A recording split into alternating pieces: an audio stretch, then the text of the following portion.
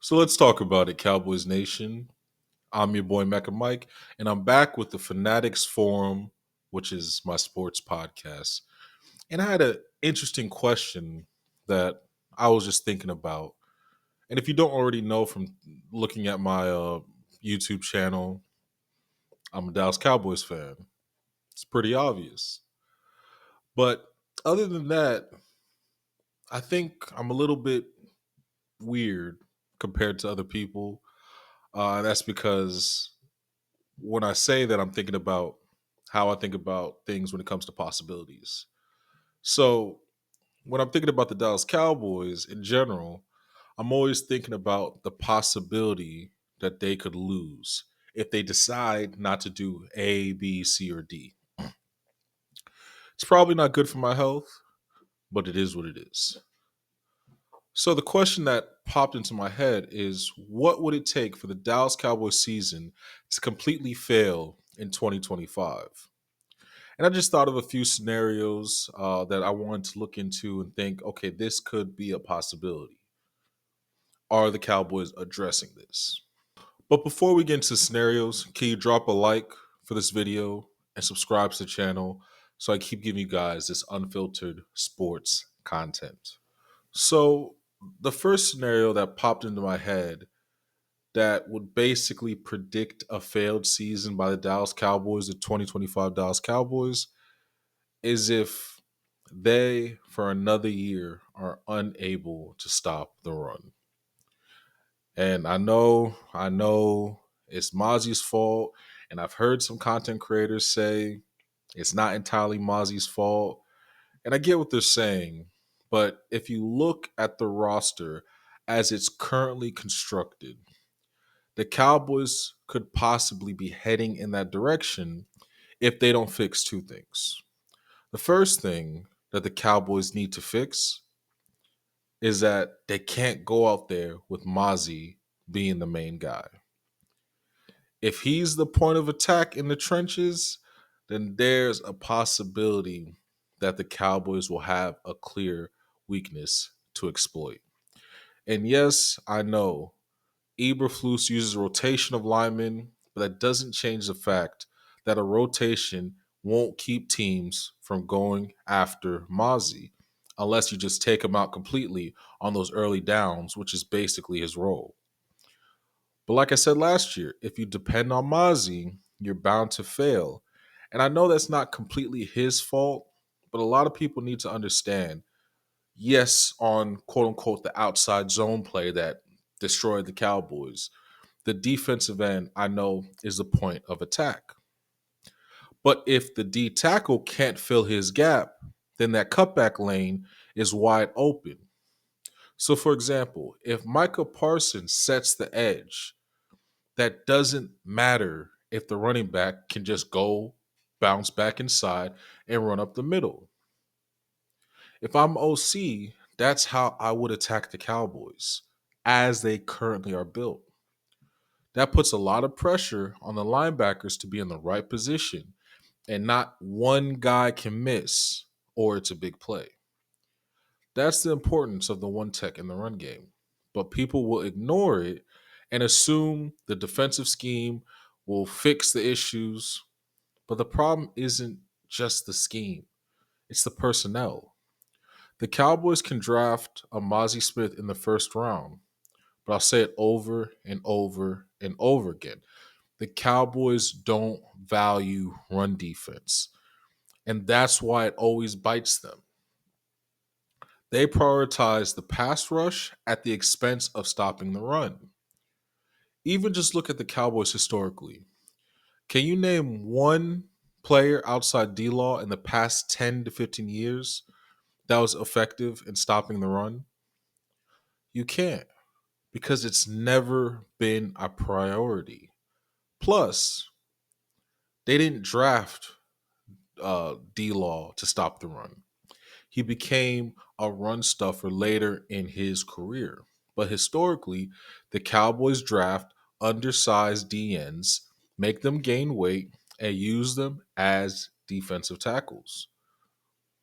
Just because they drafted Mozzie doesn't mean they value the run. I say that because the draft of Mozzie is no different than you buying a home. You neglect the plumbing issues until your house gets flooded, and then you go and get a plumber. Just because you got the plumber after the flood, when you could have addressed those plumbing issues sooner, doesn't mean you value your house. For example, the Cowboys didn't draft another defensive tackle until the seventh round, and that was Jay Toia and Tommy Akingbasote. And that told me everything I needed to know. They want Mozzie to be they want him to be successful so bad that they made sure that there was no competition in a sense because they want to guarantee that he's going to be a starter. They want to give him every opportunity at the expense of the team. Another example is when they drafted one of my favorite players, Donovan Ezraku, out of Boston College in the second round. That told me again they don't value stopping the run because they're bringing in another defensive end after they didn't bring any D tackles in free agency, but they brought in a bunch of defensive ends because we had a bunch of guys leave. So, and the problem that I have because in doing this, you're putting a lot of pressure on the coaches to have to out scheme the personnel, which is dangerous. And I'm not saying it isn't possible, but it's dangerous. Plus, remember, the defensive coordinator, Matt Eberflus, has a similar mindset to Rob Marinelli. He values the three tech and the linebackers. If you remember Rob Marinelli, he was notorious for using undersized D linemen and using them to use stunts to generate pressure. But if you're a true Cowboys fan, you know what happened the last time Rob Marinelli was coaching. And remember, Matt Eberflus was the linebacker coach at the same time, so they overlapped. The Cowboys in Eberflus's last year as the linebacker coach and Marinelli as a DC was in the middle of the pack as a run defense when they were together in 2017. But in 2018, the run defense was still around the same place in the middle of the pack. But it was the offense that really carried the Cowboys then. And what happened? The stunts, the undersized D linemen, all came back to bite the Cowboys when they really needed them. And that was in that Rams division game where CJ Anderson and Todd Gurley both of them ran for 100 yards on the Dallas Cowboys. So, yes, I don't have much confidence in the run game as the Cowboys are currently constructed and the run defense. And I don't know if the coaching scheme can fix the personnel issues. So hopefully I'm wrong, but we're just going to have to see. So the second scenario that would almost guarantee that the Cowboys season is going to fail is if the offensive tackles don't hold up. Tyler Guyton and Terrence Steele have to have bounce back seasons. If any side of the offensive line, either the left or right, is compromised, then I don't care what the Cowboys do offensively. They're going to be cooked. I trust the online coaches that they'll be able to do their job and to create a scheme to hide these guys' deficiencies. But let's just be honest. At the end of the day, in order to win in the NFL, you have to pass the ball. We no longer have Tyron Smith in his prime, a prime Zach Martin, a prime Travis Frederick, or a prime Zeke or DeMarco Murray. If we had those pieces, then we'd be just good because all you'd have to do is run the ball all game. But we don't. So we have to rely on our tackles to hold up on crucial third downs to move the chains. But as things are right now, I am concerned. Again, expecting a coach to make a player better is scary for me. Guys need to be putting in work themselves and improving with or without the coaches. All the coaches can do is call the plays to the player's strengths, but in the NFL, teams are too good for you to just do that against opposing teams.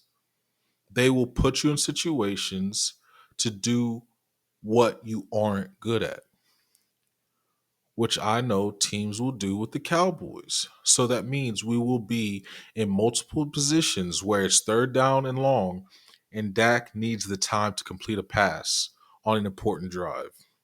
And my biggest fear is what I saw last year, and that was either Guyton or Steele giving up pressure super early or a sack, and then we got a punt.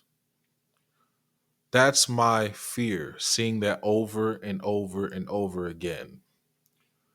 We currently, as a team, we don't have a backup plan. We just have bodies. So if Steele doesn't work out, we have a rookie to depend on. And if Guyton doesn't pan out, then more than likely we'll have to draft another tackle in the first 2 rounds next year. So if the tackle positions fail on either side, this season could possibly be a failure. So the last scenario that will be an early indicator that the Cowboys are in trouble and this season is cooked going into 2025 is if the coaches underperform. And let's call a spade a spade. Yes, I got on the run defense. Yes, I got on the offensive tackles. But how this team is constructed means that the coaches need to be stellar in order for it to be successful.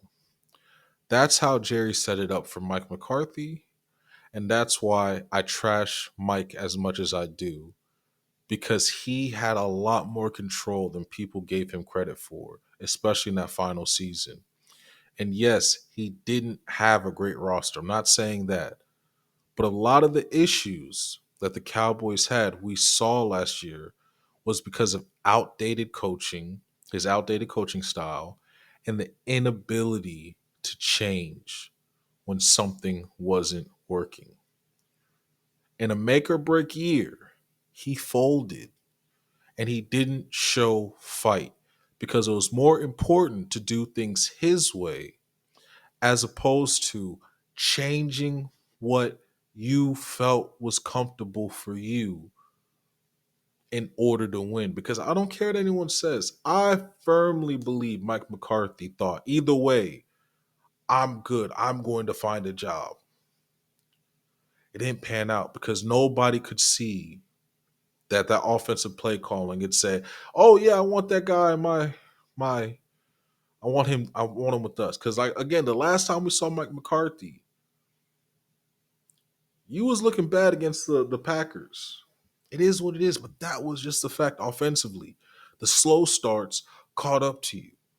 And that's not to say I blame mainly on Dan Quinn because the defense was just bottom out. And we saw the whole season. If the offense wasn't cooking, defense was cooked. But Mike chose to do what was comfortable. And I get it. You won a Super Bowl. But that mentality is why the Cowboys never won under you like that. Because it's like, oh, this is how we do things. It worked for me. It worked for you 10, 20 years ago. What about today? The thought process of Mike McCarthy does not work today's and in today's NFL, especially if you want to call plays. No, I'm good on that. But with Brian Schottenheimer, hopefully he learned what not to do under Mike McCarthy. Hopefully he learned from that. and saw that if he wants to be successful, he must do two things. One, he must adjust the scheme to his players, not what he wants to do, what is beneficial to the players that he has. And two, when things aren't working, change and adapt. Those were the two things that Mike McCarthy didn't do, and that is why he failed in his final season. And I don't think he was a good evaluator of players. I'm gonna just be honest. I don't think he could tell if this defensive tackle is better than this one, this running back is better than this one. He just felt my scheme. You just give me the guys, we'll put them out there. I trust that my position coaches, that some of these coaches that never coach that particular position, know who's the best out there, and then we'll just make it work. That's for another day. But again, that's a heavy burden that Jerry and Steven are putting on Schottenheimer as a first year head coach. Do I like that? No. I think it's stupid, but Shoddy gives me the confidence that he won't make the same mistakes that Mike McCarthy did. So until I see otherwise, I think that Schottenheimer can get the job done.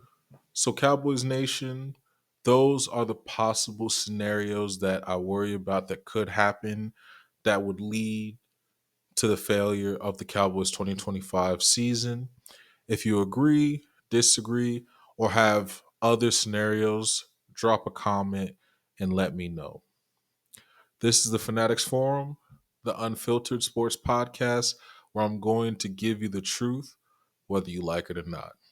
I'm your host, Mecca Mike, and for all the socials, that's MECCHA Mike, and I'm out.